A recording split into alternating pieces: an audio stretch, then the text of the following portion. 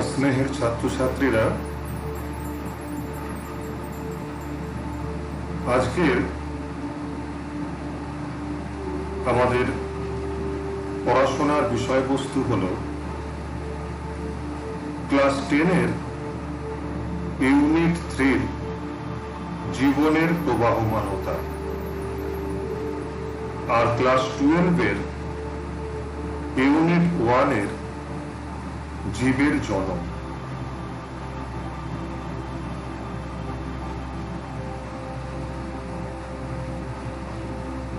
আগের ক্লাসে আমরা জীবের জননের কিছুটা জিনিস শিখেছিলাম। তাতে আমরা জনন বলতে কি বোঝায়, জননের গুরুত্ব এবং জননের প্রয়োজনীয়তা কি এবং জনন ক প্রকার সেই সম্পর্কে শিখেছিলাম।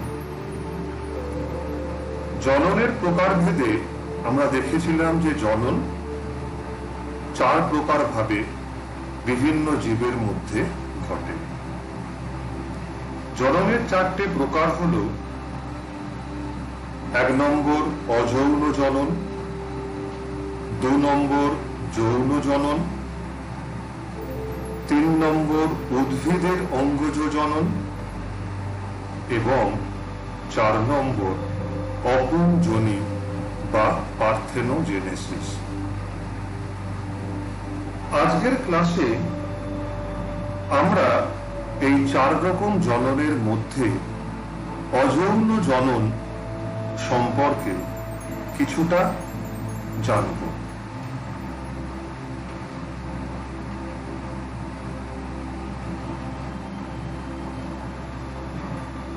প্রথম, এই অযৌন জনন কি এটা জানার আগে অযৌন জনন এই শব্দটার অর্থ কি আমরা একটু বুঝে নিই।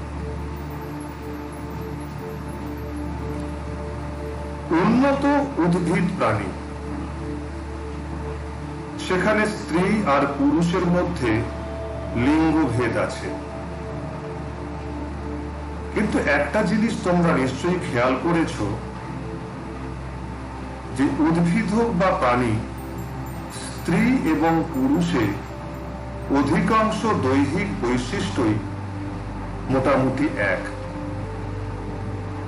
কিছু বৈশিষ্ট্য, বিশেষ করে তাদের যে জনন অঙ্গ সংক্রান্ত বৈশিষ্ট্যগুলো স্ত্রী আর পুরুষের মধ্যে আলাদা হয়, এবং এই পৃথক যে বৈশিষ্ট্যগুলো স্ত্রী আর পুরুষের মধ্যে থাকে তা স্ত্রী এবং পুরুষ জীবকে পরস্পরের প্রতি আকৃষ্ট করে। স্ত্রী ও পুরুষের মধ্যে এই পারস্পরিক আকর্ষণকেই যৌনতা বা ইংরেজিতে সেক্স বলে। এই যৌনতাকে কাজে লাগিয়ে স্ত্রী ও পুরুষ উভয় জনিত্রী একত্রে যে জননে অংশগ্রহণ করে তাকে যৌন জনন বা সেক্সুয়াল রিপ্রোডাকশন বলে। কিন্তু কিছু নিম্ন শ্রেণীর জীবে, বিশেষ করে যাদের মধ্যে স্ত্রী আর পুরুষ ভেদ নেই, সেখানে তাই যৌনতার কোনো প্রশ্ন নেই। অর্থাৎ একটি জীবের সঙ্গী বা সঙ্গিনীর দরকার নেই জনন বা বংশ বিস্তার করার জন্য। এক্ষেত্রে একটি জনিত্রী জীব একাই জনন করতে পারে। এটা খুব লক্ষণীয় বিষয়। আমরা সাধারণ অর্থে বুঝি যে বংশ বিস্তার করতে গেলে স্ত্রী এবং পুরুষ জীবের প্রয়োজন, কিন্তু কিছু জীব আছে যাদের মধ্যে স্ত্রী পুরুষ ভেদ নেই, সেখানে স্ত্রী পুরুষের মধ্যে কোনো আকর্ষণ নেই, যৌনতাও নেই, সেখানে একটাই জনিত্রী জীব, সে একাই জনন করতে পারে। অর্থাৎ এখানে জীবের যৌনতাকে ব্যবহার না করে একটি জনিত্রী জীবের দ্বারা জনন বা বংশ বিস্তার ঘটে, তাই একে অযৌন জনন বা আসেক্সুয়াল রিপ্রোডাকশন বলে। এই ছবিটা খেয়াল করো, এটা যৌন জননের একটা ধারণা দিয়েছে। স্ত্রী পুরুষ দেখো উভয় মিলে নতুন জীব সৃষ্টি হয়েছে, এটা যৌন জনন। দুটো জনিত্রী জীবের প্রয়োজন। এখানে দেখো একটা নিম্ন শ্রেণীর জীব, একটাই জীব, এখানে স্ত্রী পুরুষ কোনো ভেদ নেই। দেখো তার থেকে দুটো নতুন জীব জন্মেছে, এটা অযৌন জননের ধারণা দেয়।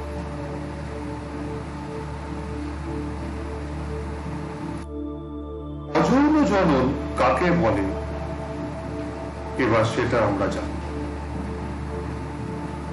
যে জনন প্রক্রিয়ায় গ্যামেট উৎপাদন ছাড়াই, এই গ্যামেটটা কি জিনিস? এটা যৌন জনন সম্পন্ন করার জন্য স্ত্রী এবং পুরুষ দেহে উৎপন্ন বিশেষ ধরনের কোষ, যে কোষের মধ্যেই মিলন ঘটে। যে জনন প্রক্রিয়ায় এই গ্যামেট উৎপন্ন হয় না, একটি জনিত্রী জীবের দেহের কোনো কোষ বিভাজিত হয়ে অথবা রেণু নামক বিশেষ কোষ তৈরির মাধ্যমে অপত্য জীব সৃষ্টি করে, তাকে অযৌন জনন বলে। নিচের এই ছবিটাকে লক্ষ্য করো, দেখো এটা একটা প্রাণী, এর নাম হাইড্রা। দেখো একটাই প্রাণী, একাই জনন করছে। কিভাবে? তার দেহের দেখো কোষ থেকে বিভাজন পদ্ধতিতে নতুন আর একটা অপত্য হাইড্রা কিরম ভাবে তৈরি হচ্ছে। তাহলে এখানে দুটো জনিত্রীর দরকার পড়ে না, এখানে গ্যামেটের কোনো মিলনের প্রয়োজন হয় না, এখানে দেহের কোনো বিশেষ কোষ থেকে অপত্য জীব সৃষ্টি হয়, তাই এটাকে অযৌন জনন বলে।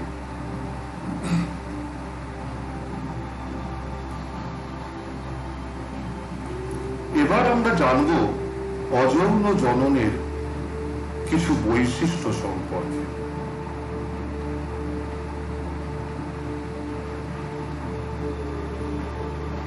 একটি মাত্র জনিত্রী জীব থেকে অযৌন জনন পদ্ধতিতে অপত্য বা সন্তান জীব সৃষ্টি হয়। এই কথাটা খুব ভালো করে তোমরা মনে রাখবে। একটি মাত্র জনিত্রী জীব থেকেই অপত্য জীব সৃষ্টি হয়, দুটো জনিত্রীর প্রয়োজন পড়ে না। অযৌন জননের ক্ষেত্রে সাধারণত মাইটোসিস এবং অ্যামাইটোসিস পদ্ধতিতে কোষ বিভাজন ঘটে। তবে খুব অল্প কিছু ক্ষেত্রে, বিশেষ করে কোনো রেণু উৎপাদনের সময় মিওসিস নামক কোষ বিভাজন ঘটে। সমগ্র জীবদেহ বা দেহের কোনো নির্দিষ্ট অংশ বা রেণু অযৌন জননের একক রূপে কাজ করে, যা থেকে নতুন জীব সৃষ্টি হয়। সেটা জনিত্রী জীবের সম্পূর্ণ দেহ হতে পারে, বা দেহের কোনো নির্দিষ্ট অংশ হতে পারে, বা রেণু নামক বিশেষ কোনো কোষ হতে পারে। এগুলোকে অযৌন জননের একক বলে, যা থেকে কোষ বিভাজন পদ্ধতিতে নতুন অপত্য জীব সৃষ্টি হয়। অযৌন জননে কোনো গ্যামেট উৎপন্ন হয় না, ফলে গ্যামেটের মধ্যে মিলন বা নিষেকও ঘটে না। অর্থাৎ অযৌন জননে গ্যামেট উৎপাদন এবং নিষেক অনুপস্থিত। যৌন জননের তুলনায় অযৌন জনন অনেকটাই সরল পদ্ধতি, সেই জন্য এই জননে শক্তির ব্যয় কম হয়, অর্থাৎ সহজেই অপত্য জীব সৃষ্টি হয়।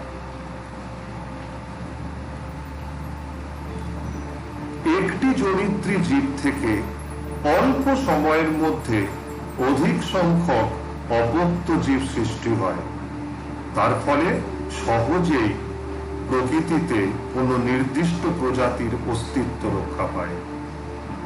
অর্থাৎ যে সমস্ত জীব অযৌন জনন করে সেখানে একটা জনিত্রীর দেহ থেকে খুব তাড়াতাড়ি অনেক অপত্য জীব সৃষ্টি হয়। ফলে পৃথিবীতে সেই নির্দিষ্ট প্রজাতির জীবেদের অস্তিত্ব খুব সহজেই রক্ষা পায়। একটি জনিত্রী থেকে অপত্য সৃষ্টি হওয়ায় অপত্যগুলি জিনগতভাবে এবং বহিরাগত অর্থাৎ আকৃতিগতভাবে হুবহু জনিত্রী জীবের হয়। জনিত্রী জীবের যা যা বৈশিষ্ট্য থাকে অপত্য জীবেতেও একই রকম বৈশিষ্ট্য দেখা যায়। এটা কি করে সম্ভব? না, জনিত্রী জীবের দেহের কোষ থেকে সরাসরি অপত্য সৃষ্টি হয়, গ্যামেটের কোনো মিলন হয় না। তার ফলে অপত্যের মধ্যে যা জিন জনিত্রীর মধ্যেও একই জিন। ফলে সব রকম দিক থেকে জনিত্রী এবং তার সন্তানরা হুবহু একই রকমের হয়।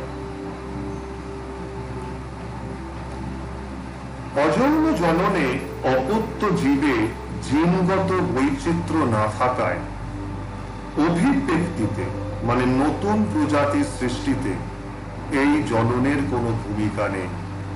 যেসব জীব অযৌন জনন পদ্ধতিতে জনন সম্পন্ন করে অভিব্যক্তি অর্থাৎ পৃথিবীতে নতুন প্রজাতির জীব সৃষ্টিতে তাদের কোনো ভূমিকা নেই।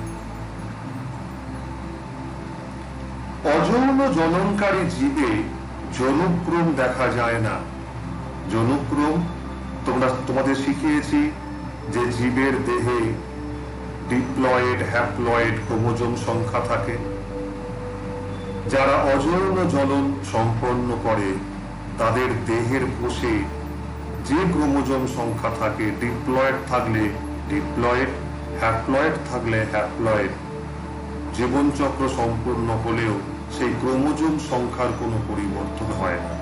ডিপ্লয়েড থেকে হ্যাপ্লয়েড হয় না বা হ্যাপ্লয়েড থেকে ডিপ্লয়েড হয় না।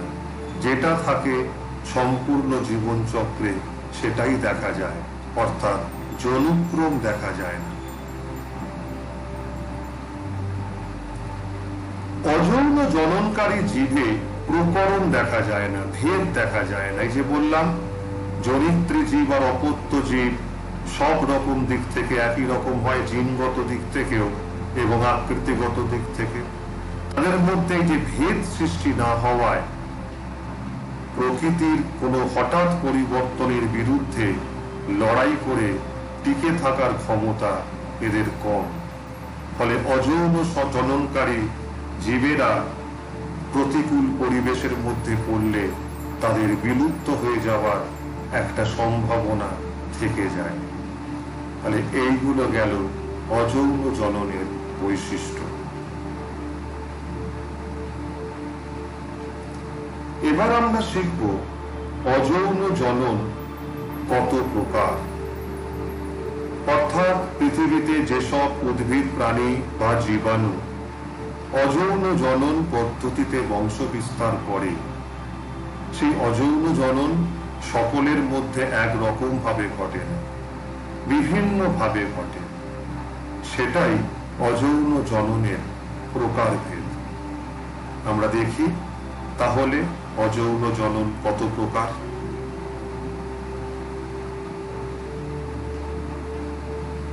দেখো, অযৌন জননের একটি প্রকার হলো বিভাজন, দ্বিতীয় প্রকার হলো কোরকোদ্গম, তৃতীয় প্রকার হলো খণ্ডীভবন, চতুর্থ প্রকার পুনরুৎপাদন, পঞ্চম প্রকার গেমিয়ন গঠন এবং ষষ্ঠ প্রকার রেণু উৎপাদন।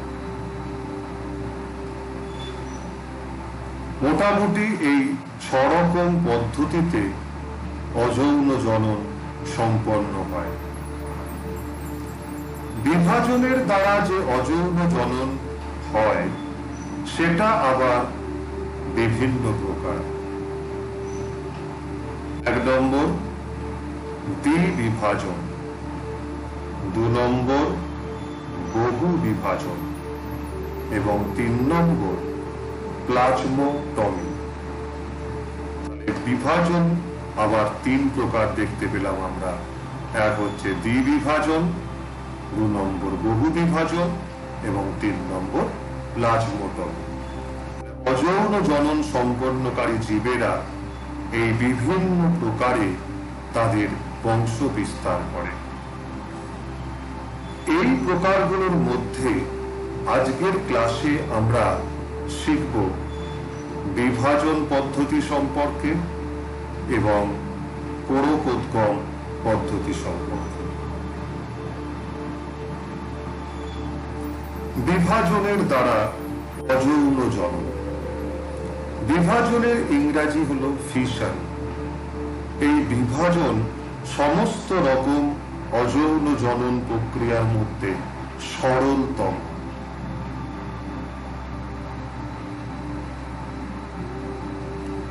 এই বিভাজন ও অযৌন জনন প্রক্রিয়ায় একটি জনিত্রী জীব বিভাজিত হয়ে 2 বা তার বেশি অপত্য জীব সৃষ্টি করে।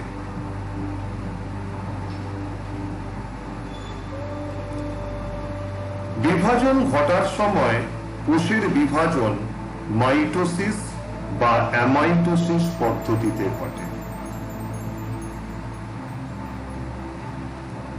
এক্ষেত্রে প্রথমে জনিত্রী জীবের কোষের নিউক্লিয়াসটি 1 বা একাধিকবার বিভাজিত হয়। তারপর প্রতিটি অপত্য নিউক্লিয়াসকে ঘিরে সাইটোপ্লাজমের অংশ বেষ্টন করে এক একটি অপত্য সৃষ্টি করে। খুব সরল একটা পদ্ধতি। প্রথম কোষের ভেতরে যে নিউক্লিয়াস থাকে সেটি একবার বিভাজন করলে 2টি অপত্য নিউক্লিয়াস তৈরি হয়। একাধিকবার বিভাজন করলে অসংখ্য অপত্য নিউক্লিয়াস তৈরি হয়। প্রতিটা নিউক্লিয়াস অপত্য নিউক্লিয়াসকে ঘিরে জনিত্রী জীবের সাইটোপ্লাজম বিভাজিত হয়ে বেষ্টন করে সেই অপত্য নিউক্লিয়াসগুলোকে। তার ফলে কি হয়? এক একটা নতুন অপত্য জীব সৃষ্টি হয়। বিভাজন পদ্ধতিতে সৃষ্ট অপত্য জীবগুলো তার মাতৃজীবের অনুরূপ হয়, হুবহু একই রকম হয়। এই বিভাজন দ্বারা অযৌন জনন পদ্ধতি বেশিরভাগ ক্ষেত্রে দেখা যায় এককোষী জীবেদের ক্ষেত্রে, অর্থাৎ মোনেরা রাজ্য এবং প্রোটিস্টা রাজ্যের জীবে। মোনেরা রাজ্যে সমস্ত এককোষী ব্যাকটেরিয়ারা থাকে, আর প্রোটিস্টা রাজ্যে রয়েছে সমস্ত এককোষী প্রাণী এবং উদ্ভিদ। তবে অল্প কিছু বহুকোষী জীবেও বিভাজনের মাধ্যমে অযৌন জনন সম্পন্ন হয়। এবার আমরা বিভাজন প্রক্রিয়ার কিছু উদাহরণ দেখব।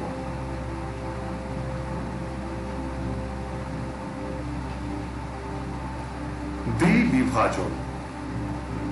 বিভাজনের মধ্যে আবার সবথেকে সরল অযৌন জনন পদ্ধতি। এক্ষেত্রে কি হয়? একটি এককোষী জনিত্রী জীব, দেখো জীবটা এককোষী, তার দেহে একটাই কোষ, গোটা জীব দেখো এককোষী জীব। তোমাদের একটু আগে শেখালাম সমস্ত জীব দেহ অযৌন জননের একক হিসাবে কাজ করে। এককোষী জীবের দেহে একটি কোষ, এখানে সমস্ত জীব দেহটাই জননের একক রূপে কাজ করে বিভাজনের মাধ্যমে জনিত্রী জীবের অনুরূপ 2টি এককোষী স্বাধীন অপত্য জীব সৃষ্টি করে। দ্বিবিভাজন মানে একটা এককোষী জীব একবার বিভাজন করে দুটো এককোষী জীব সৃষ্টি করে।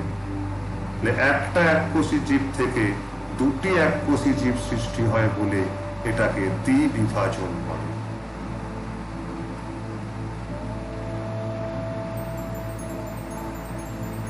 ব্যাকটেরিয়ার মধ্যে খুব বেশি দ্বিবিভাজন দেখা যায়। উদাহরণস্বরূপ এটা মনে রাখবে, দ্বিবিভাজন ব্যাকটেরিয়ার মধ্যে দেখা যায়। কিরম ভাবে ঘটে একটু দেখো। দেখো, এটি একটা এককোষী ব্যাকটেরিয়া, এটাই জনিত্রী ব্যাকটেরিয়া। তার কোষের মধ্যে একটি নিউক্লিয়াস, এটাই ডিএনএ দিয়ে গঠিত প্রোক্যারিওটিক কোষ, যেহেতু এই একটি ডিএনএ এর নিউক্লিয়াস, সুগঠিত নিউক্লিয়াস নয়। এটা কোষ প্রাচীর এবং এটা সাইটোপ্লাজম। প্রথম এই নিউক্লিয়াসটা একবার বিভাজন করে দুটো অপত্য নিউক্লিয়াসে পরিণত হয়। তারপর দুটো অপত্য নিউক্লিয়াসের মাঝখান দিয়ে সাইটোপ্লাজম বিভাজন করা শুরু করে এবং এক সময় সম্পূর্ণ বিভাজিত হয়, ফলে দুটো কোষ তৈরি হয়। ব্যাকটেরিয়া কিন্তু দ্বিকোষী হয় না। দুটো কোষ সৃষ্টি হওয়ার অর্থ দুটো আলাদা আলাদা অপত্য ব্যাকটেরিয়া সৃষ্টি হওয়া। তারপরে অপত্য কোষ দুটো পরস্পর থেকে আলাদা হয়, আকৃতিতে বড় হয়ে পরিণত হয়, দুটো স্বাধীন ব্যাকটেরিয়ায় পরিণত হয়। ছিল একটা এককোষী ব্যাকটেরিয়া, হয়ে গেল দুটো এককোষী ব্যাকটেরিয়া। কত সরল পদ্ধতি! এটাই ব্যাকটেরিয়ার দ্বিবিভাজন। এবং এই দ্বিবিভাজন পদ্ধতিতে ব্যাকটেরিয়া অত্যন্ত দ্রুত বংশ বিস্তার করে। 30 থেকে 40 মিনিটের মধ্যে একটা ব্যাকটেরিয়া থেকে এই পদ্ধতিতে দুটো ব্যাকটেরিয়া হয়ে যায়। এরপর আমরা দেখব প্রোটোজোয়া বা আদ্য প্রাণীর দ্বিবিভাজন, অর্থাৎ এককোষী প্রাণীদের দ্বিবিভাজন।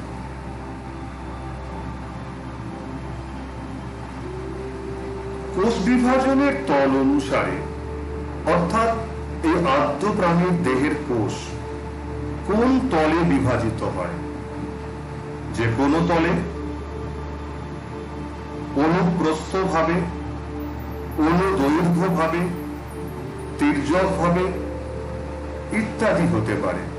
সেই কোষ বিভাজনের তল অনুসারে এককোষী প্রাণী দেহে দ্বিবিভাজন প্রধান 3 ভাবে ঘটে: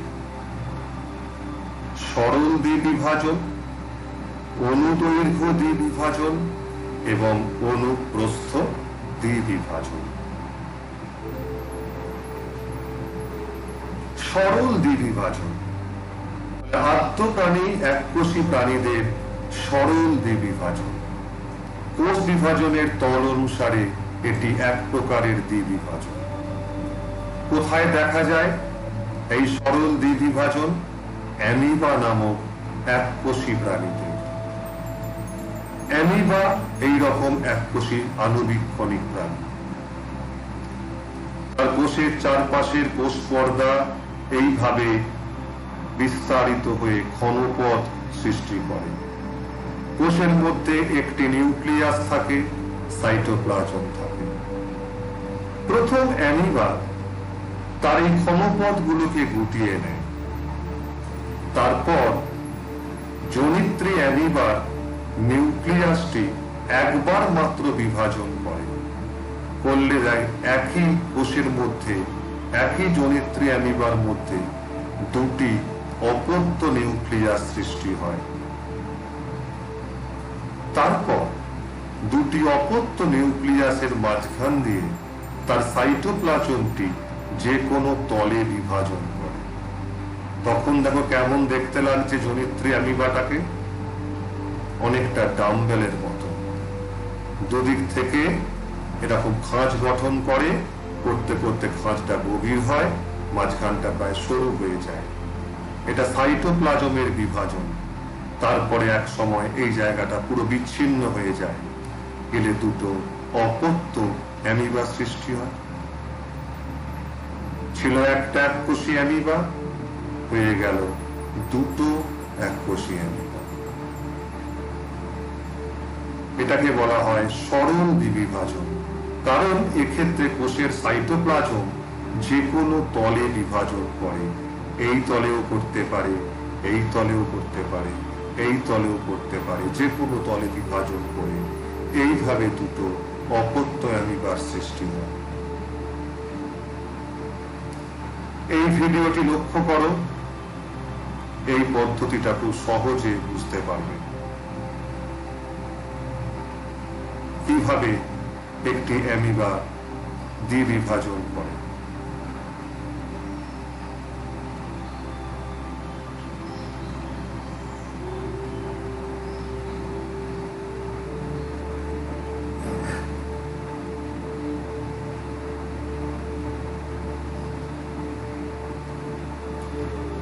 জনিত্রী অ্যামিবা কিরকম করে বিভাজন করে বুঝে নাও। জনিত্রী অ্যামিবা তার ক্ষণপদে হলো নিউক্লিয়াস, প্রথম ক্ষণপদ গুটিয়ে নেয়,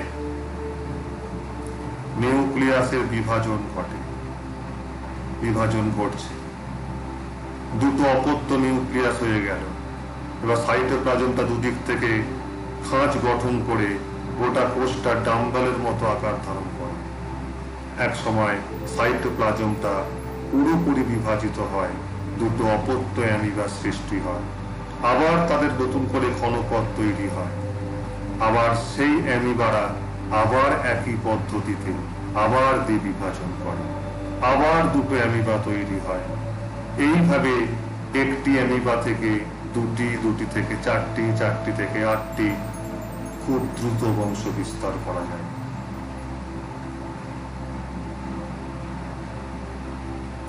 অত্যন্ত সরল অযৌন জনন এটা।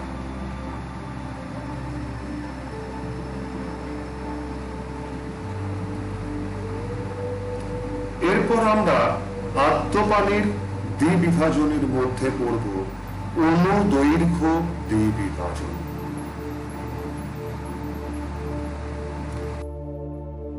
এই অনুদৈর্ঘ্য দ্বিবিভাজন দেখা যায় ইউগ্লিনা নামক এককোষী প্রাণীতে। ইউগ্লিনা যে প্রাণী হওয়া সত্ত্বেও ক্লোরোফিল যুক্ত হওয়ায় সালোক সংশ্লেষ করতে পারে। জলজ প্রাণী, অ্যামিবাও জলজ প্রাণী, ইউগ্লিনাও জলজ প্রাণী, এককোষী জলজ প্রাণী। অনুদৈর্ঘ্য দ্বিবিভাজন পদ্ধতিতে জনন করে। এটি একটি জনিত্রী ইউগ্লিনার কোষ। এই কোষের এইটা দৈর্ঘ্যের দিক, এইটা প্রস্থের দিক। এইটা ইউগ্লিনার গমন অঙ্গ ফ্ল্যাজেলা। কোষের মধ্যে একটি নিউক্লিয়াস থাকে, সাইটোপ্লাজম থাকে।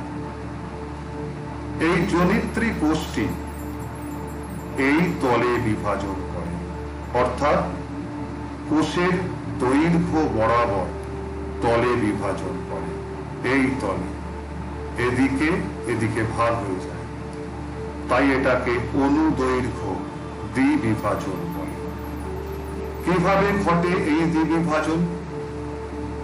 সবার প্রথম ইউগ্লিনার ফ্ল্যাজেলাটি বিভাজিত হয়, হয়ে দুটি ফ্ল্যাজেলায় পরিণত হয়।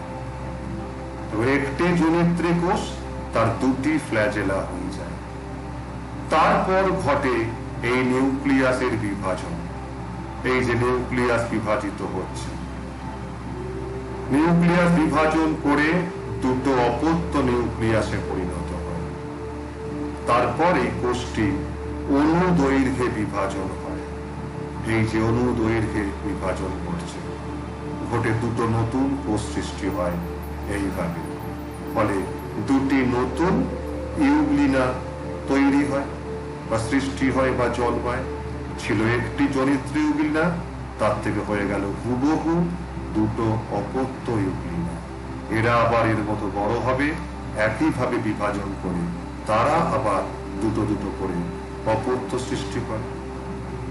অ্যামিবা বা ব্যাকটেরিয়ার মতোই নিচের ছবিটি দেখো কিভাবে দ্বিবিভাজন ঘটছে।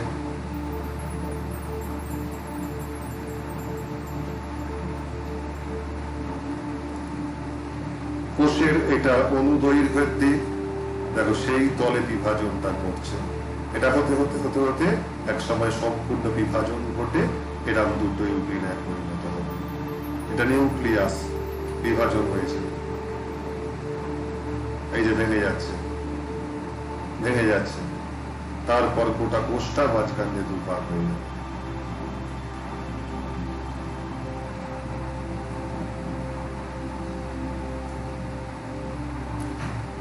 অনুপ্রস্থ দ্বিবিভাজন এককোষী প্রাণীদের আরেকটি দ্বিবিভাজন পদ্ধতি। এটি দেখা যায় এককোষী জলজ প্রাণী প্যারামেসিয়ামে।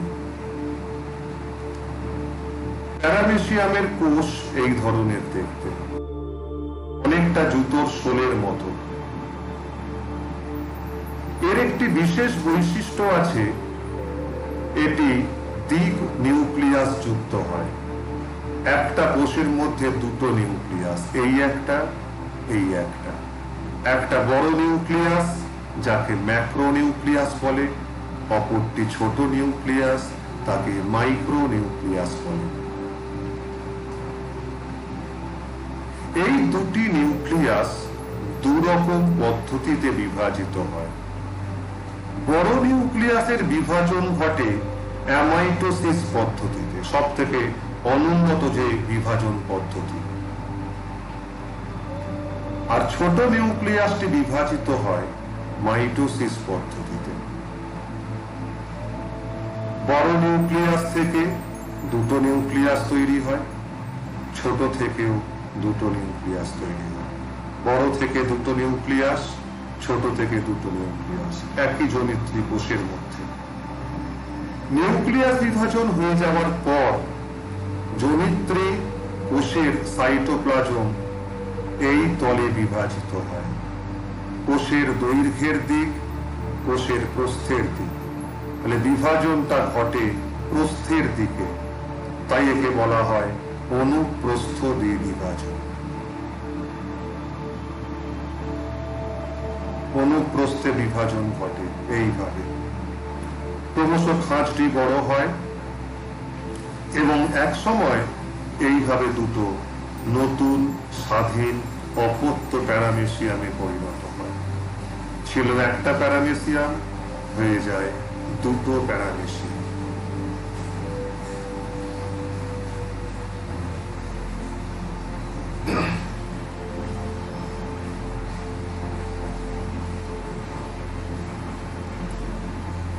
এতক্ষণ অযৌন জননের বিভাজন পদ্ধতির মধ্যে দ্বিবিভাজন পদ্ধতির বিভিন্ন উপায় দেখলাম। সকল ক্ষেত্রেই আমরা একটা জিনিস দেখলাম যে এককোষী জীবেদের মধ্যেই এই জনন পদ্ধতিটা দেখা।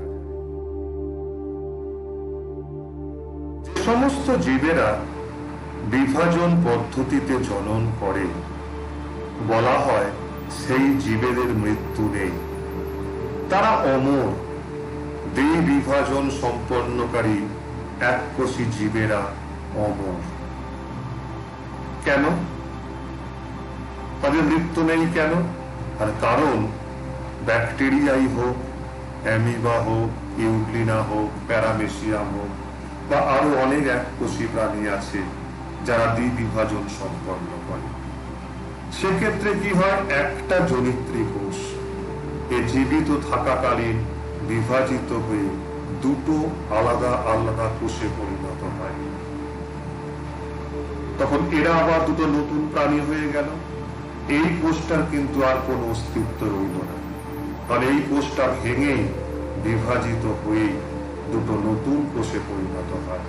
ফলে এই কোষের জীবন দুটো নতুন কোষের মধ্যে থেকে যায়। আবার এরা বড় হওয়ার পর আকারে আবার এরা বিভাজন করে, চারটে নতুন জীব সৃষ্টি হয়। তখন জীবন এদের থেকে প্রবাহিত হয় সেই দুটো দুটো করে চারটে কোষের মধ্যে। অর্থাৎ যেহেতু জনিত্রী কোষ বিভাজিত হয়ে যায়, অপত্য কোষে পরিণত হয়, তখন তো আর জনিত্রী কোষের কোনো অস্তিত্বই থাকে না, এটা বিভাজন করেই তো এই কোষগুলো তৈরি হয়। ফলে জীবন এই কোষ থেকে দুটো কোষের মধ্যে চলে যায়, তাই এরা অমর, এদের মৃত্যু নেই।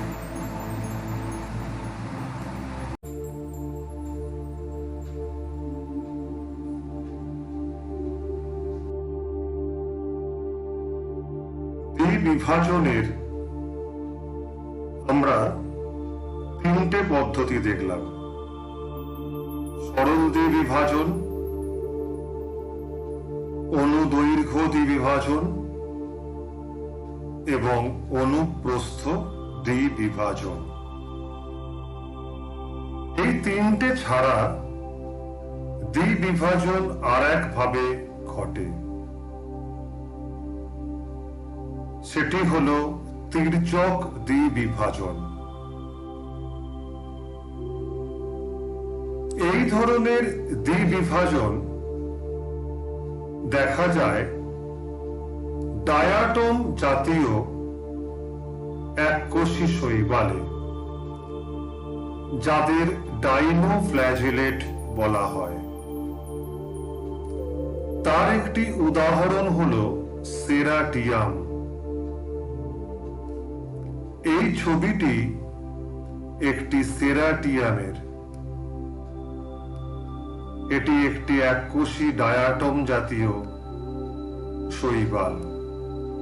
তার কোষের এই দিকটি অনুদৈর্ঘ্য দিক আর এই দিকটি অনুপ্রস্থের দিক।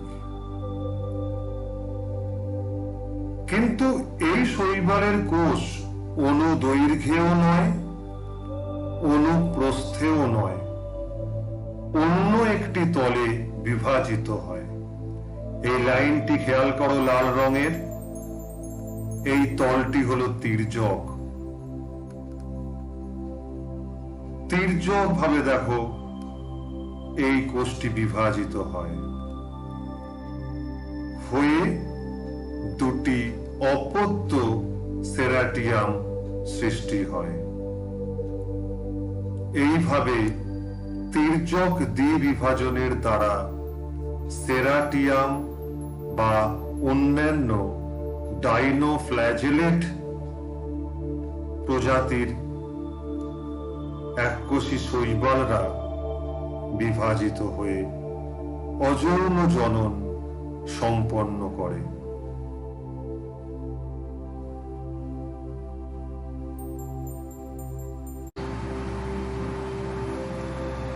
বিভাজনের দ্বিতীয় পদ্ধতি বহু বিভাজন, মাল্টিপল ফিশন, যেখানে একটি এককোষী জীব থেকে বিভাজনের মাধ্যমে অসংখ্য অপত্য জীব সৃষ্টি হয়।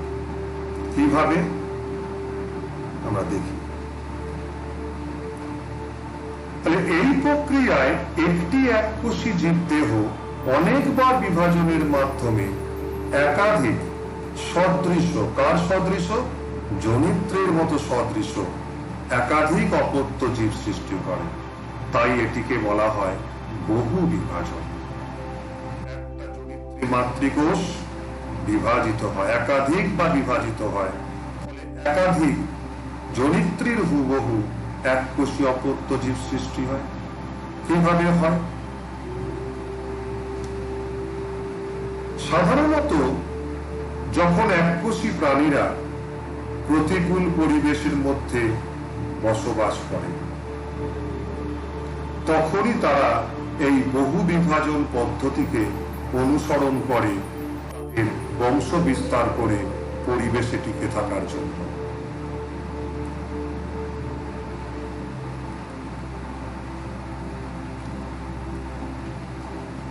এবার আমরা একটু দেখি যে বহু বিভাজন কিভাবে এককোষী জীব দেহে ঘটে।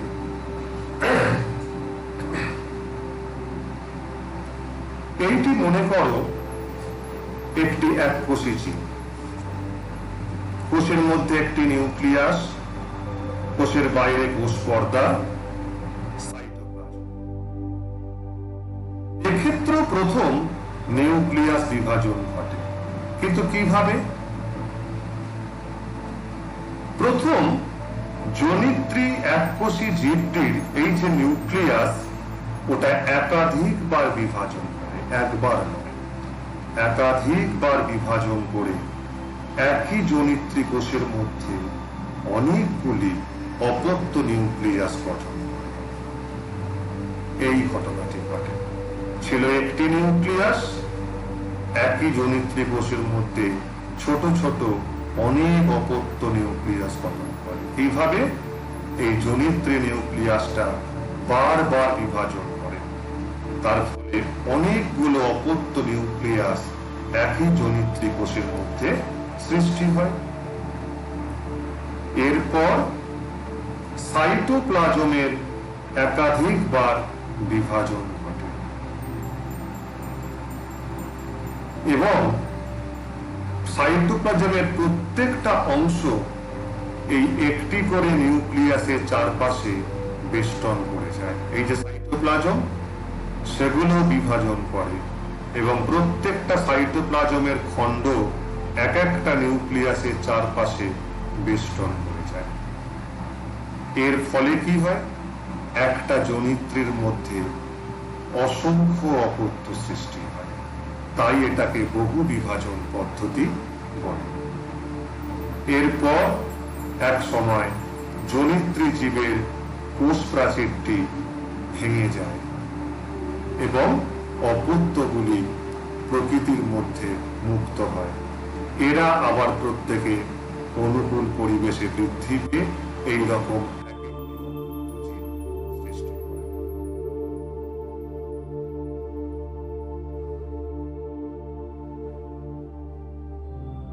অ্যামিবা যেমন দ্বিবিভাজন পদ্ধতিতে অযৌন জনন সম্পন্ন করে, তেমনি অ্যামিবা বহু বিভাজন পদ্ধতিতেও অযৌন জনন সম্পন্ন করে।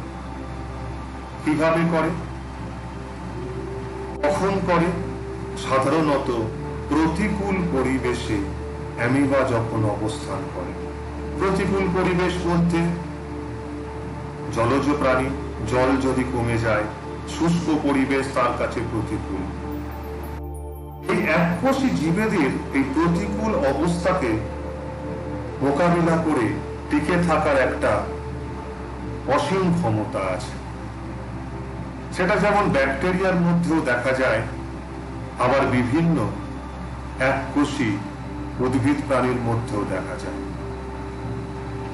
এবং এই প্রতিকূল পরিবেশে টিকে থাকতে গিয়ে তারা বহু বিভাজন প্রক্রিয়ায় অযৌন জনন সম্পন্ন করে। একটু দেখে নিই আমরা কিভাবে অ্যামিবা প্রতিকূল পরিবেশে বহু বিভাজন ঘটায়। এটি একটি অ্যামিবা। এরকম তো দেখতে নয় অ্যামিবা। তার ক্ষণপথগুলো কোথায় গেল? ক্ষণপথকে গুটিয়ে নেয় প্রথমে, তারপর তার কোষ পর্দার পরিবর্তন ঘটায়। কোষ পর্দা তিনটি স্তর তৈরি করে, 1, 2, 3। বহিস্তর, মধ্যস্তর, অন্তঃস্তর। এবং এগুলো বেশ পুরু হয়, মোটা হয়।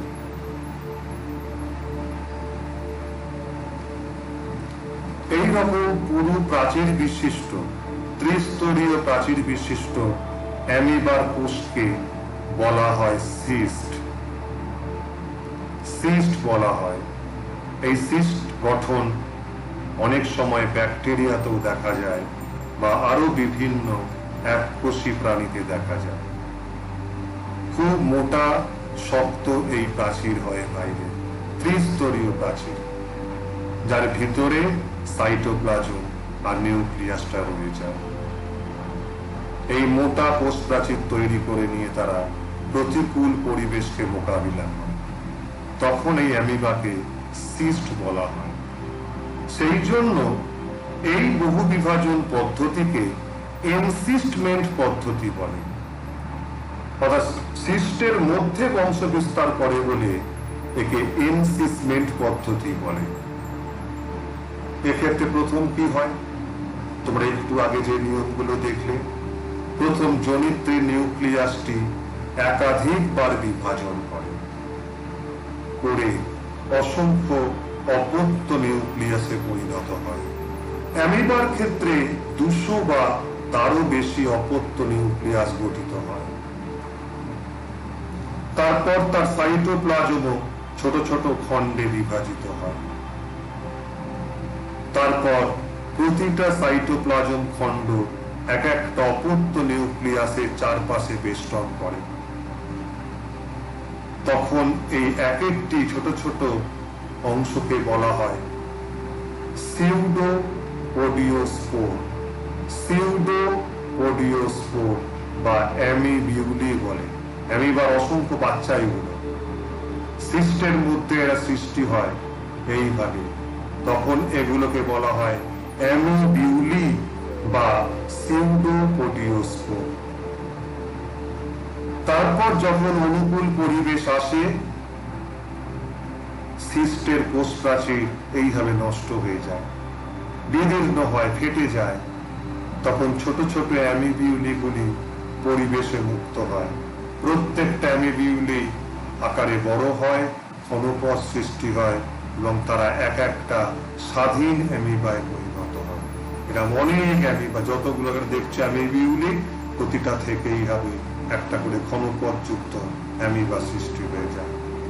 ছিল একটা অ্যামিবা, এইভাবে সিস্ট গঠন করে অসংখ্য অপত্য অ্যামিবা সৃষ্টি করে। তাই এটাকে বলা হয় অ্যামিবার বহু বিভাজন পদ্ধতি।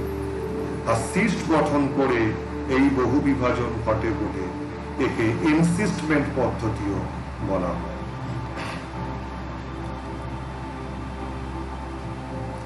অ্যামিবার বহু বিভাজন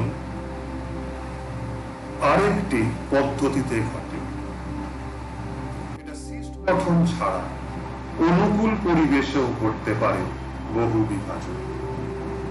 এক্ষেত্রে দেখো, অ্যামিবার কোষ পর্দা সিস্টের প্রাচীর গঠন করে না, যেমন থাকে স্বাভাবিক সেরকমভাবেই রয়ে যায়। ঘনপদগুলো ছোট হয়ে যায়। তারপর তার নিউক্লিয়াস বিভাজন করে একাধিকবার, এরা অনেক অপত্য নিউক্লিয়াসে পরিণত হয়। তারপর তার সাইটোপ্লাজম বিভাজন করে এবং প্রতিটা সাইটোপ্লাজমের খণ্ড এই এক একটা অপত্য নিউক্লিয়াসের চারপাশে বেষ্টন করে। তখন জনিত্রী অ্যামিবার ভিতরে এই ছোট ছোট নিউক্লিয়াস আর তাকে বেষ্টন করা সাইটোপ্লাজমকে একসঙ্গে স্পোর্স বা রেণু বলা। সেই জন্য সিস্ট গঠন ব্যতি রেখে বা সিস্ট গঠন ছাড়া অ্যামিবার এই যে বহু বিভাজন পদ্ধতি, এটিকে স্পোরুলেশন পদ্ধতি বলে। স্পোর গঠন করে বলে স্পোরুলেশন পদ্ধতি বলে। এক সময় জনিত্রী অ্যামিবার কোষ পর্দা বিদীর্ণ হয়ে যায়, ফেটে যায় এবং এই ছোট ছোট স্পোর্স গুলো পরিবেশে মুক্ত হয়। স্পোরের চারপাশে একটি আবরণ থাকে, তাকে স্পোর কেস বলে। তারপর এক সময় স্পোর কেস ফাটিয়ে এক একটা অপত্য অ্যামিবা পরিবেশে মুক্ত হয়। এইভাবে একটি অ্যামিবা থেকে অসংখ্য যতগুলো স্পোর তৈরি হয়, তা থেকে ততগুলো অপত্য অ্যামিবা সৃষ্টি হয়।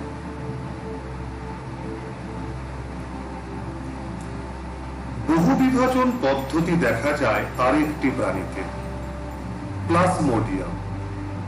আমাদের খুব পরিচিত একটি এককোষী প্রাণী। মানুষের ম্যালেরিয়া রোগ সৃষ্টি করে, এরাও এককোষী। এরাও বহু বিভাজন পদ্ধতিতে অযৌন জনন সম্পন্ন করে। কিভাবে? প্লাজমোডিয়াম তার জীবনচক্র সম্পূর্ণ করার জন্য মানুষ এবং স্ত্রী অ্যানোফিলিস মশা, এই দুটি প্রাণীর শরীরে থাকে। প্লাজমোডিয়ামের জীবনচক্রের কিছুটা স্ত্রী অ্যানোফিলিস মশার শরীরে অতিবাহিত হয় এটা মানুষের লোহিত রক্তকণিকার মধ্যে অতিবাহিত হয়। প্লাজমোডিয়ামের স্পোরোজয়েট বলে একটি দশা আছে, স্পোরোজয়েট। এই দশাটি স্ত্রী অ্যানোফিলিস মশার দেহে থাকে। যখন স্ত্রী অ্যানোফিলিস মশা কোনো মানুষের রক্ত পান করে, তখন অ্যানোফিলিস মশার শরীর থেকে এই স্পোরোজয়েট দশা, প্লাজমোডিয়ামের স্পোরোজয়েট দশা, এইটি মানুষের লোহিত রক্তকণিকায় প্রবেশ করে এই স্পোরোজয়েট দশা থেকে হয়ে যায় এই রকম একটি কোষ। এটাও এক কোষ, এর রূপান্তর ঘটে এই রকম একটি কোষে পরিণত হয়। এর নাম সাইজন্ড দশা। তাহলে মানুষের দেহে প্রবেশ করে স্পোরোজয়েট দশা, লোহিত রক্তকণিকার মধ্যে সেটা প্রবেশ করার পর সাইজন্ড দশায় পরিণত হয়। এই সাইজন্ড দশা থেকে বহু বিভাজন পদ্ধতিতে প্লাজমোডিয়ামের অপত্য সৃষ্টি হয় বলে এই পদ্ধতিকে সাইজোগোনিও বলা হয়। সাইজোগোনি। মানুষের লোহিত রক্তকণিকার মধ্যে প্লাজমোডিয়ামের সাইজন দশা দেখা যায়। স্পোরোজয়েট দশা প্রবেশ করে মশার থেকে মানুষের রক্তে, লোহিত কণিকার মধ্যে প্রবেশের পর সেটা সাইজন দশায় পরিণত হয়। সেই সাইজন দশায় যে একটি নিউক্লিয়াস থাকে, সেটি বারবার বিভাজন করে অনেকগুলি অপত্য নিউক্লিয়াসে পরিণত হয়। তারপর কোষের সাইটোপ্লাজম বিভাজন করে অনেকবার। সাইটোপ্লাজমের প্রত্যেকটা খণ্ড এক একটা অপত্য নিউক্লিয়াসকে বেষ্টন করে। যেগুলি তৈরি হয় এগুলিকে বলা হয় প্লাজমোডিয়ামের মেরোজয়েট। এক সময় সাইজন্টের কোষ পর্দা বিদীর্ণ হয় এবং মেরোজয়েট গুলো মানুষের রক্তের মধ্যে মুক্ত হয়।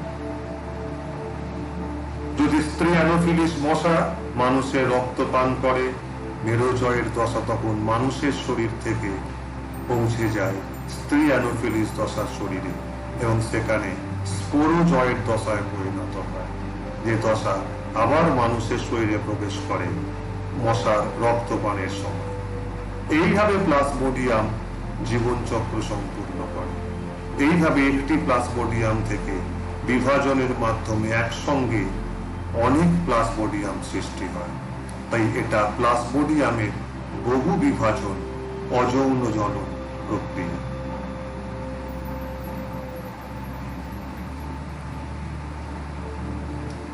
প্লাজমোটমি নামে আরেক ধরনের বিভাজন পদ্ধতির নাম আমরা আগে দেখেছিলাম। সেটা কেমন? যে সমস্ত এককোষী প্রাণীরা সিনসিটিয়াল হয়, অর্থাৎ যাদের একটা কোষের মধ্যে একটা পরিবর্তে একাধিক নিউক্লিয়াস থাকে, অর্থাৎ বহু নিউক্লিয়াস যুক্ত এককোষী প্রাণী, যেমন ওপালিনা, যেমন পেলোমিক্সা, এরাও এককোষী প্রাণী, অ্যামিবা বা প্যারামেসিয়াম বা ইউগ্লিনার মতো। কিন্তু তফাৎটা এদের একটি কোষের মধ্যে অনেক নিউক্লিয়াস থাকে। তোমরা এই ছবিটা দেখছো, এটা একটা পেলোমিক্সার ছবি। তার কোষের মধ্যে কত নিউক্লিয়াস প্রথম থেকেই থাকে। তাই এরা বহু নিউক্লিয়াস যুক্ত এককোষী প্রাণী। তারপর তা থেকে বিভাজনের মাধ্যমে দেখো অপত্যজীব, একাধিক অপত্যজীব সৃষ্টি হয়। এখানে সোজা অলরেডি তো তৈরি হয়ে আছে নিউক্লিয়াস, বিভাজন করে সাইটোপ্লাজম আর অপত্য সৃষ্টি হয়। এটাকেই বলা হয় প্লাজমোটমি। বহুকোষী এককোষী প্রাণী থেকে অনেকগুলি বহুকোষী প্রাণী সৃষ্টির পদ্ধতিকে প্লাজমোটমি বলে। এর উদাহরণ ওপালিনা, পেলোমিক্সা, এই সমস্ত এককোষী প্রাণী।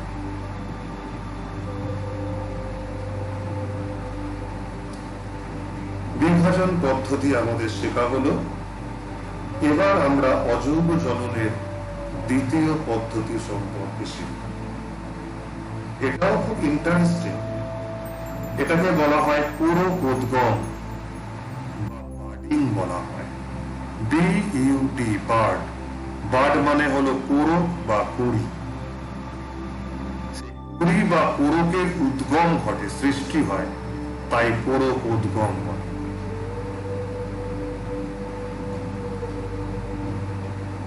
জনিত্রী জীব থেকে সৃষ্ট উপবৃদ্ধিকে পুরক বা বার্ড বলে। জনিত্রী জীবের দেহের কোনো একটা অংশ বৃদ্ধি প্রাপ্ত হয়, বলা হয় পুরক বা বার্ড। এই পুরক বা বার্ড এখানে অযৌন জননের একক হিসেবে কাজ করে। প্রতিটা পুরক বা বার্ড থেকে একটি নতুন জীব সৃষ্টি হয়। পুরোপোদ্গম উদ্ভিদ প্রাণী উভয়ের ক্ষেত্রেই দেখা যায়।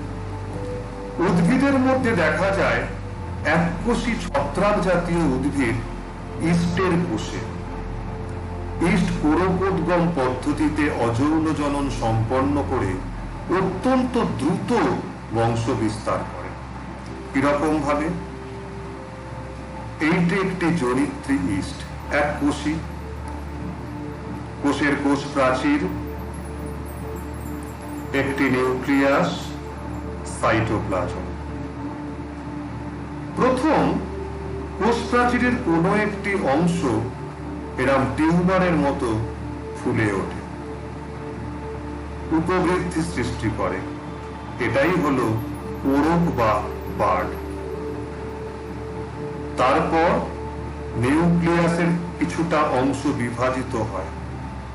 এইভাবে বিভাজিত হয়ে নিউক্লিয়াসের একটি খণ্ড কোরকের মধ্যে অবস্থান করে। সাইটোপ্লাজম তার কিছুটা অংশ এই কোরকের মধ্যে প্রবেশ করে। এক সময় এই কোরক বা বার্ডটি মাতৃ ইস্টের কোষ থেকে বিচ্ছিন্ন হয়ে যায়, সম্পূর্ণ আলাদা হয়ে যায় এবং স্বাধীন একটা ইস্ট গঠন করে। এক কোষী আর একটা কোষ সৃষ্টি হওয়া মানে একটা থেকে আর একটা নতুন জীবের সৃষ্টি হওয়া। এই নতুন অপত্য ইস্ট মাতৃ ইস্ট থেকে সম্পূর্ণ বিচ্ছিন্ন হতে পারে, বা এমনও হয় কোরক সৃষ্টি করে যে অপত্য ইস্ট সৃষ্টি হয় তা থেকে কোরক সৃষ্টি করে আবার নতুন তৈরি হয়, কোরক থেকে আবার নতুন তৈরি হয়। এরা প্রত্যেকে ফুলে ফুলে আলাদা হয়ে যেতে পারে, স্বাধীন হতে পারে একেবারে, এমনকি গায়ে গায়েও এইভাবে লেগে থাকে। অ্যামিবা এককোষী ছত্রাক হওয়ায় তার দেহ অনুসূত্রাকার নয়, যাকে আমরা মাইসেলিয়াম বলি। বহুকোষী ছত্রাকদের দেহ হচ্ছে সুতোর মতো। ইস্টের দেহ তো এমন নয়, ইস্টের দেহ এককোষী।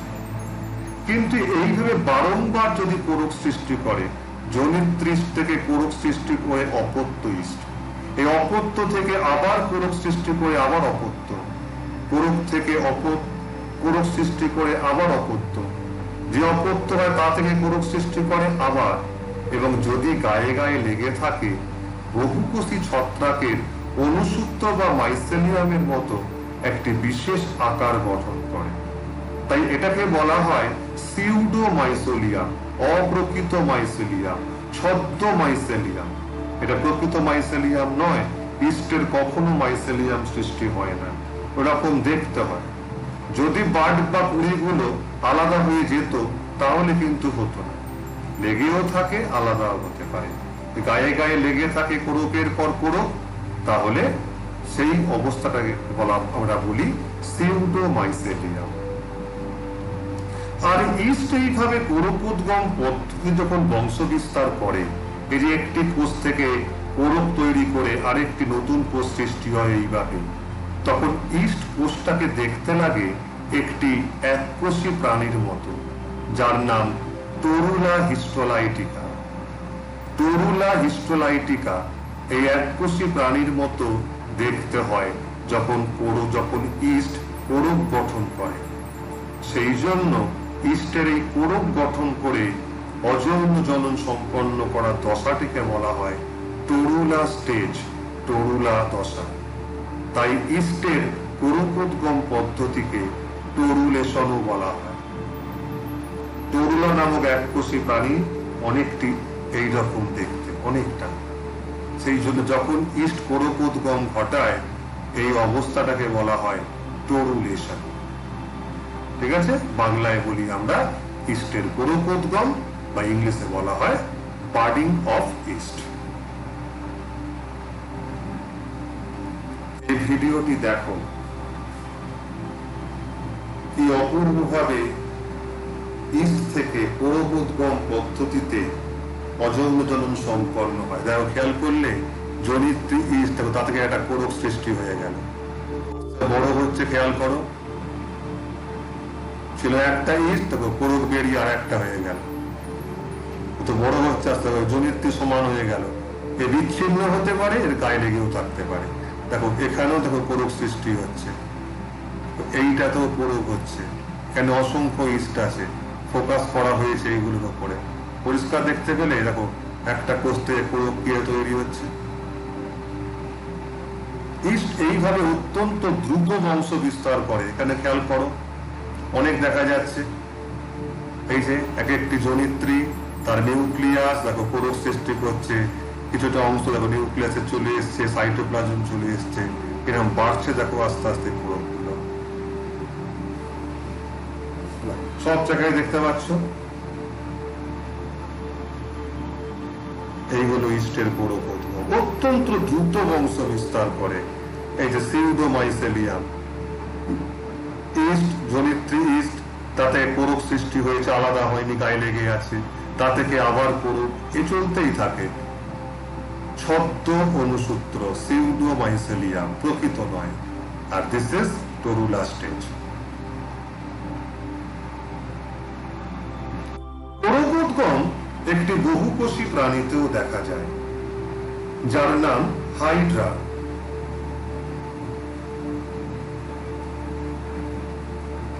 হাইড্রা নামক বহুকোষী প্রাণীতে কিভাবে কোরকোদ্গম হয়? এটা মাত্রে হাইড্রা তার দেহের কোষ থেকে বিভাজন করে করে অপত্য হাইড্রা সৃষ্টি হয়। এইভাবে এটাকেই কোরক বলা হয়, তাই এটা কোরকোদ্গম পদ্ধতি। জনিত্রী হাইড্রা তার দেহের কোনো একটি অংশ থেকে মাইটোসিস কোষ বিভাজন করে একটি ছোট্ট উপবৃদ্ধি সৃষ্টি হয়, কোরক বলে এটিকে। কোরকটি ক্রমশ আরো বড় হয়, কোষ বিভাজন করে করে নতুন কোষ সৃষ্টি করে। এক সময় কোরকের অগ্রভাগে মাত্রে হাইড্রার মতো কোর্সিকা সৃষ্টি হয়, আরো বড় হয় কোরক, কোর্সিকা গুলো বড় হয়। এক সময় এটি একটি অপত্য হাইড্রায় পরিণত হয়। ছিল একটি হাইড্রা, কোরকোদ্গম পদ্ধতিতে তার দেহের দেখো সে কোষ থেকে বিভাজন করে উপবৃদ্ধি বা কোরক গঠন করে অপত্য হাইড্রা সৃষ্টি করে। এক সময় অপত্য হাইড্রা জনিত্রী হাইড্রার থেকে বিচ্ছিন্ন হয়ে যায়, স্বাধীন একটা হাইড্রা হয়ে যায়।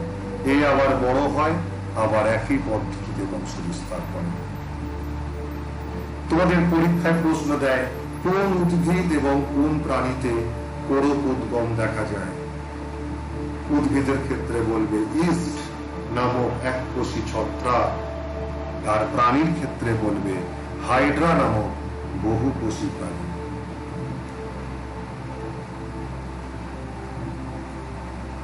ইস্টের কোরকোদ্গমের একটি চিত্র দেখো কিরম ভাবে ঘটে।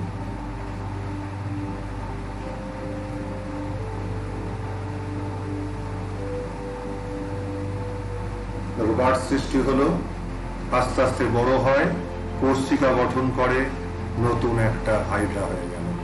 এটা এখন আলাদা হয়ে যাবে।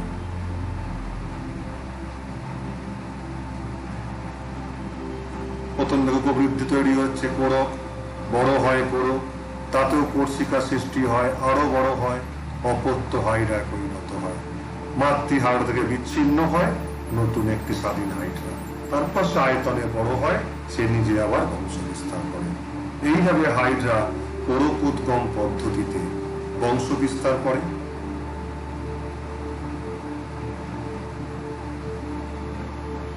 স্ট্রোবাইলেশন, এটাও আরেক ধরনের বিশেষ ধরনের কোরকোদ্গম পদ্ধতি। এখানে একসাথে বারবার অনেক কোরক তৈরি হয়, বিভাজন করে করে, কোষ বিভাজন করে করে, এবং প্রতিটা কোরককে তখন বলা হয় স্ট্রোবাইলাম। সেই জন্য এই একাধিক কোরক একসাথে সৃষ্টি করে বংশ বিস্তার করাকে স্ট্রোবাইলেশন বলা হয়। এটি দেখা যায় জলজ প্রাণী অরেলিয়াতে, যে প্রাণীকে আমরা জেলিফিশ নামে চিনি। অরেলিয়ার লার্ভাতে স্ট্রোবাইলেশন পদ্ধতিতে অযৌন জনন সম্পন্ন হয়। তোমরা ক্লাস 11-এ 12-এর স্টুডেন্টরা ক্লাস 11-এ শ্রেণীবিন্যাস পড়ার সময়, ক্লাস 10-এর স্টুডেন্টরা ক্লাস 9-এ শ্রেণীবিন্যাস পড়ার সময় পড়েছিলে যে এই জেলিফিশদের নিডারিয়া পর্বের প্রাণী, এদের জীবন চক্রের দুটি দশা দেখা যায়। একটি হলো পলিপ দশা, এইটি পলিপ দশা, এটাই লার্ভা দশা। আর একটা হলো মেডুসা, ছাতার মতো দশা, এটা পরিণত দশা। পরিণত অরেলিয়া যৌন জনন পদ্ধতিতে বংশ বিস্তার করে, নিষিক্ত ডিম, লার্ভা সৃষ্টি হয়। এই লার্ভাকে বলা হয় স্কাইফিস্টোমা। সেই লার্ভায় বার্ডিং হয়, অসংখ্যবার বার্ডিং হয়ে এই এক একটা করে খণ্ড সৃষ্টি করে। এই এক একটা খণ্ডকে বলা হয় এক একটা স্ট্রোবাইলাম। এই যে বড় করে দেখো, একটা স্ট্রোবাইলাম। এইগুলো পলিপ থেকে বিচ্ছিন্ন হয়, অনুকূল পরিবেশে এখান থেকে এক একটি মেডুসা দশার পরিণত অরেলিয়া সৃষ্টি করে। এটাও একটি বিশেষ ধরনের কোরকোদ্গম পদ্ধতি। এটি ক্লাস 12-এর স্টুডেন্টরা জানবে ভালো করে। ক্লাস 10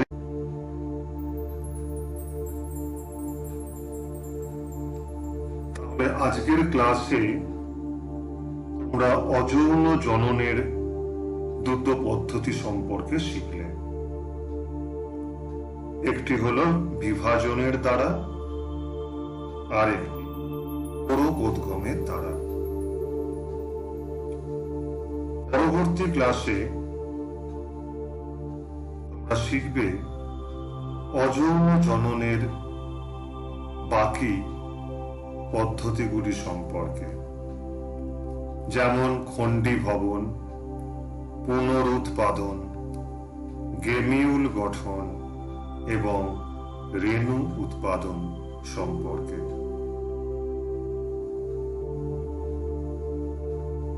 তোমরা ভালো করে আজকের পড়াটা বুঝে নাও, অবশ্যই খাতায় লিখে নাও। সকলে ভালো থাকবে। আমি তোমাদের জন্য পরবর্তী ক্লাস নিয়ে আবার হাজির হব। Good day, bye bye.